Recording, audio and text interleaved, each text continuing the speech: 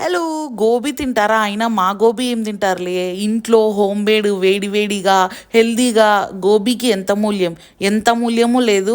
చాలా హెల్తీగా కస్టమైజేషన్స్‌తో టేస్టీగా గోబీ ఎట్లా చేసుకోవాలో చూపిస్తాను వచ్చేసేయండి. ఫస్ట్ అయితే కొంచెం పసుపు, ఉప్పు ఏసి బాగా మరగనిచ్చి వేడి నీళ్ళు అందులోకి కాలీఫ్లవర్ ఏసేయండి. కొంచెం పెద్ద పెద్ద ముక్కలే కట్ చేసుకోండి.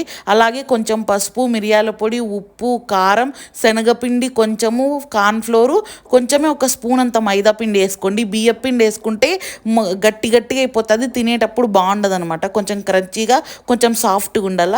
ఇంకా అలాగే కావాల్సినన్ని నువ్వులు వేసుకోండి, తెల్ల నువ్వులు. మీకు మీ ఇంట్లో ఉంటే అవైలబుల్గా ఉంటే కాజులు వేసుకోండి. ఫ్రెష్ది అల్లం వెల్లుల్లి పేస్ట్ ఒక స్పూన్ వేసుకోండి. అది వేసుకుంటే టేస్ట్ అనేది మారిపోతుంది.